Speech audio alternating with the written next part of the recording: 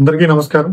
చిన్నపిల్లల్లో సంబంధించిన కొన్ని రకాల వెన్ను సమస్యలకి ఒక్కొక్కసారి ఆపరేషన్ అవసరపడుతుంది. ఆ ఆపరేషన్ అన్నది సరైన పద్ధతిలో చేయడం, సరైన టైంలో చేయడం ద్వారా అవుట్కమ్ అన్నది చాలా బాగా ఉంటుంది. దీనికి సంబంధించి నేను మీకు ఒక సిచ్యువేషన్ ని షేర్ చేద్దాం. కొంతకాలం క్రితం మా హాస్పిటల్ కి రఫ్లీ ఒక 22-year-old గర్ల్ వచ్చారండి. ఆమె విదేశాల్లో చదువుకుంటా ఉన్నారు. చాలా కాలంగా బ్యాక్ పెయిన్ తో సఫర్ అవుతూ ఉన్నారు. ఆ బ్యాక్ పెయిన్ అన్నది ప్రోగ్రెసివ్ గా ఇంక్రీజ్ అవ్వడం, దాంతో పాటుగా కొంచెం గూన్ లాంటి సమస్య కూడా రావడం, దాంతో పాటుగా ఆ పాపకి విపరీతమైన వెయిట్ లాస్, దాంతో పాటుగా ఆకలి తగ్గడం అన్నది కూడా గమనించాడు. సో రఫ్లీ 6 నెలల పాటు సఫర్ అయిన తర్వాత మన దగ్గరికి రావడం జరిగింది. ఎవాల్యుయేషన్ తర్వాత ఆ పాపకి వెన్నులో ఇన్ఫెక్షన్ ఉన్నట్టు గుర్తించాలి. ఆ ఇన్ఫెక్షన్ కూడా చాలా ఎక్స్టెన్సివ్ గా ఉందన్నమాట. మిడ్ బ్యాక్ నుంచి లోవర్ బ్యాక్ దాకా ఎక్స్టెండ్ అవుతూ ఉంది. దాంతో పాటుగా ఆ ఇన్ఫెక్షన్ అనేది వెన్నులో ఎముకలు తినేయడం వల్ల ఎముకలు చాలా అన్స్టేబుల్ అయిపోయి వెన్ను అన్నది లోపల ఉండే నరాలు కూడా స్ట్రెచ్ అవుతూ ఉన్నాయి.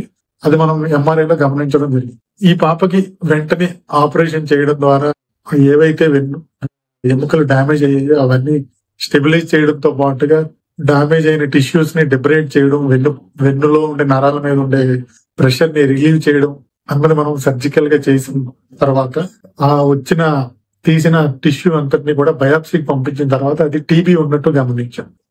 ఈ వెన్నుముక్కకి టీబీ అనేది సాధారణంగా వస్తూ ఉంటుంది. సాధారణంగా మనం ఊపిరితిత్తులకు సంబంధించిన టీబీ చూస్తూ ఉంటాం. ఈ ఊపిరితిత్తుల తర్వాత వెన్నులో టీబీ రావడం అన్నది కూడా జరుగుతూ ఉంటుంది.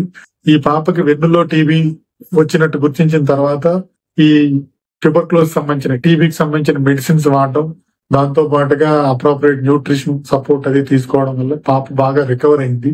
దాంతో పాటుగా ప్రెసెంట్లీ ఈ పాప అన్నది ఇండిపెండెంట్ గా స్ట్రైట్ గా వాక్ చేయడం జరుగుతుంది. అదేవిధంగా పెయిన్ ఫ్రీగా వాక్ చేయడం జరుగుతుంది. ఎటువంటి సిమ్టమ్స్ లేవు.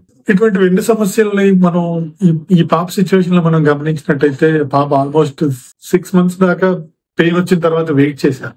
ఒక్కసారి మనం బ్యాక్ పెయిన్ అన్నది కొంచెం ఎక్కువగా ఉండి 15 days కన్నా ఎక్కువగా ఉంటుంది, ఎక్కువగా ఇబ్బంది పెడుతుంది డైలీ యాక్టివిటీస్ అన్నప్పుడు మనం ఎర్లీ ఎవాల్యుయేషన్ లైక్ స్కాన్ చేయించుకోవడం లేదా నిపుణుడైన వైద్యుడిని కన్సల్ట్ అవడం ద్వారా ఎర్లీ డయాగ్నోస్ చేసినట్టయితే ఒక్కొక్కసారి ఈ వ్యాధికి మనం పూర్తిగా మందులతోనే క్యూర్ చేయొచ్చు. ఈ పాప సిచ్యువేషన్ లో ఏంటంటే డిసీజ్ అన్నది కొంచెం అడ్వాన్స్ అయిపోయేసరికి ఆపరేషన్ కూడా చేయాల్సి వచ్చింది.